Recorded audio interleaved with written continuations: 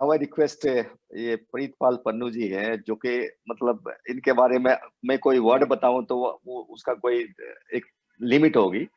और ये internationally social work कर रहे हैं, ब्लड डोनेशन हुआ हर एवरीवेयर, करनाल से हैं और मेरे अच्छे दोस्त भी हैं। और सोशल वर्क बहुत कमाल का है इनका, सारा वर्ल्ड वाइड नेट, इनका पूरा वर्ल्ड वाइड नेटवर्किंग है। निफा इनके ऑर्गेनाइजेशन का नाम है। और मैं प्रितपाल जी आपसे एक रिक्वेस्ट करूंगा कि ब्रीफली आप बताएं, क्योंकि अभी टाइमिंग का है, कुछ लोगों ने सोना है तो कुछ लोगों ने काम पे जाना है, यूके वालों ने डेफिनेटली काम पे जाना है, ऑस्ट्रेलिया वालों को थोड़ा सा मैंने बैक में इसलिए रखा हुआ कि उनके पास टाइम है। तो प्लीज आप go ahead Pritpal ji. Thank you, Bulinder ji. Thank you, Global Haryana, for inviting me in this wonderful discussion. मित्रों, मैं बहुत ज्यादा कुछ नहीं कहूंगा क्योंकि टॉपिक सॉल्व में जो है हम सभी जानते हैं, सभी डिस्कशंस हो चुकी हैं। एक बात जो कही गई कि कभी भी ऐसा नहीं होता कि आप किसी के बारे में कोई निर्णय लेने जा रहे हैं। पंचायत अगर दो पक्षों के बारे में निर्णय लेना चाहती है तो दोनों पक्षों को उसके अंदर शामिल करती है। ये पहली बार हो रहा है कि जिस पक्ष के ऊपर आप फैसला लेने जा रहे हैं, जिसकी भलाई की आप बात कर रहे हैं, उस पक्ष से एक बार भी नहीं पूछा गया कि वो क्या चाहते हैं। तो एसी रूम्स में बैठकर, अपने ऑफिसेज में बैठकर, जो हमारी ब्यूरोक्रेसी है, आईएएस लॉबी है, उन्होंने वहीं बैठकर डिसाइड कर लिया कि किसान की ये समस्याएं हैं और किसान को ये चाहिए। ग्राउंड पर लेवल पर जाकर किसान से बात ही नहीं कही गई, किसान से पूछा ही नहीं गया कि असल में उसकी प्रॉब्लम्स हैं क्या। तो ये बहुत बड़ी एक इस एक्ट की सबसे बड़ी कमी यहाँ से शुरू होती है कि यहाँ क्या होता है कि यहाँ पे इंटेंशन पर क्वेश्चन खड़े होते हैं कि ऐसी क्या ह्यू एंड क्राई थी। अभी आपके पास 4 साल आपकी गवर्नमेंट है, आपके पास पूरा समय है। ऐसा भी नहीं है कि लास्ट ईयर चल रहा है और आपको जाते जाते ये एक्ट पास करके जाने हैं, तो ऐसा भी नहीं है, आपके पास पूरा टाइम है।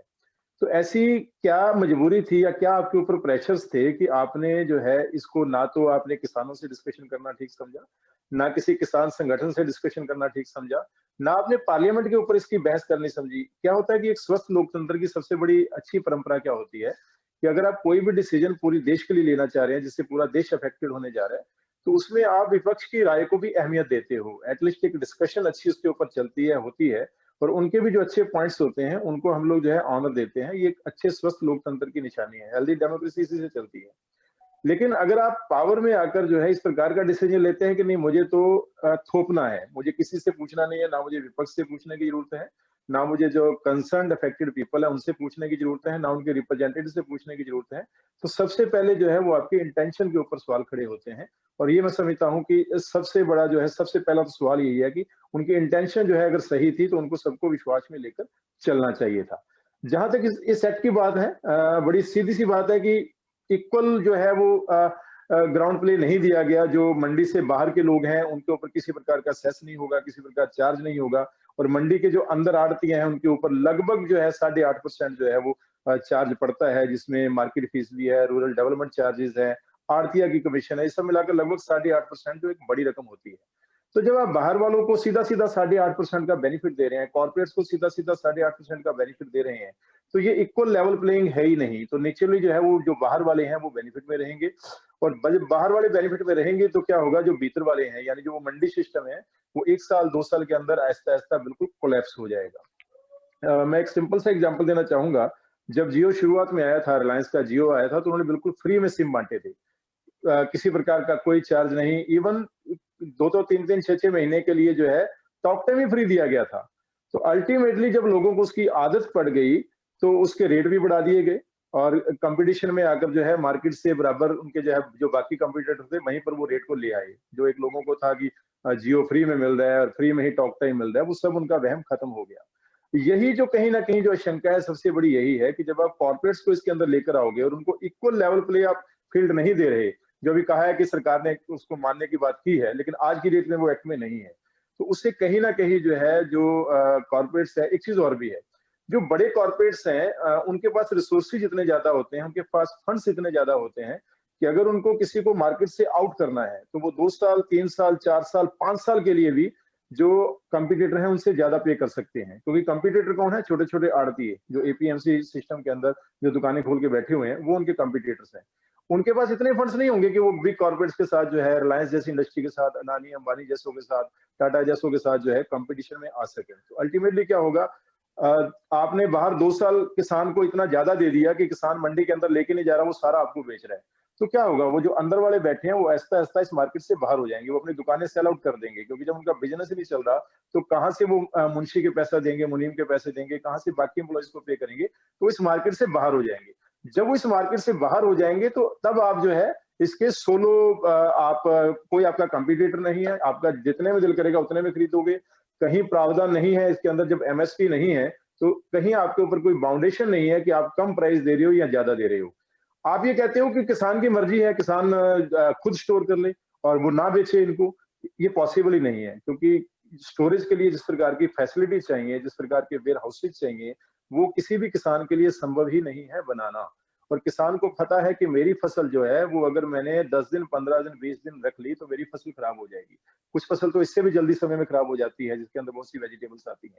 तो अल्टीमेटली वो क्या होगा कि जब आपका कंपटीटर कोई नहीं है, केवल कॉर्पोरेट में मार्केट में है, तो किसान को जो रेट मिल रहा है, किसान को उसी रेट पर बेचना पड़ेगा। ये मैं समझता हूँ इस एक्ट की सबसे बड़ी कमी है। इसके लिए कहीं पर जो है कोई कहीं कोई बैलेंस करने के लिए, और गवर्नमेंट की खरीद जारी रहेगी, ये आज की डेट में है, लेकिन इसके ऊपर कहीं भी एक्ट जो है कुछ नहीं बोलता। मैंने पूरा एक्ट पढ़ा है कि गवर्नमेंट जो है वो कंपलसरी जो है वो परचेज करेगी, या तो इसमें ये हो कि गवर्नमेंट का परचेज सिस्टम कंपलसरी रहेगा, अगर वो कॉर्पोरेट को नहीं बेचना चाहता और आड़तीय मार्केट में या कंपटीशन में नहीं है तो गवर्नमेंट है जो उससे कम से कम एक एमएसपी पे लेगी, ये सिस्टम साथ में रहना चाहिए।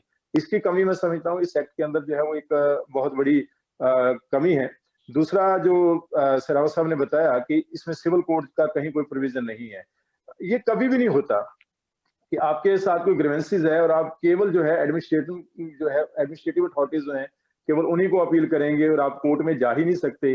तो administrative authorities they always work under the government, government जो उनको कहेगी उनको वही करना है, वो ला की भी प्रोवाइड नहीं करते। मैंने कई बार देखा है कि सुप्रीम कोर्ट तक के जो रूलिंग्स होती हैं उनको भी एडमिनिस्ट्रेशन जो है वो परवाह नहीं करती, लेकिन अल्टीमेटली जो पर्सन जो एग्रीव्ड होते हैं उनके पास ऑप्शन होता है कि वो कोर्ट में जा सकते हैं, सेशन कोर्ट में, सिविल कोर्ट में या हाई कोर्ट में, कहीं भी वो जा सकते हैं। एडमिनिस्ट्रेटिव जो एक्शन हुआ है उसके खिलाफ वो जा सकते हैं। यहाँ आपने वो अपील की जो मैं समझता हूँ वो खत्म कर दी। ये जो है इस एक्ट के अंदर एक बहुत बड़ी कमी है और इसे जो है मैं समझता हूँ कि ठीक करने की जरूरत है। और एक आध चीज जो मान साहब ने उठाई थी वो बड़ी इंपॉर्टेंट बात है कि जो नया आपने एक्ट लेकर आए हैं एसेंशियल कमोडिटीज के अंदर, जो आपने चेंज किया है कि आपने एक तो ये दे दिया कि कोई जितना चाहे उतना स्टोर कर सकता है। तो इसको मैं दो एंगल से देखना चाहूंगा। एक जो है आपने कहा कि 100% जो है प्राइस राइज होगा तभी गवर्नमेंट जो है उसके अंदर एक्शन लेगी।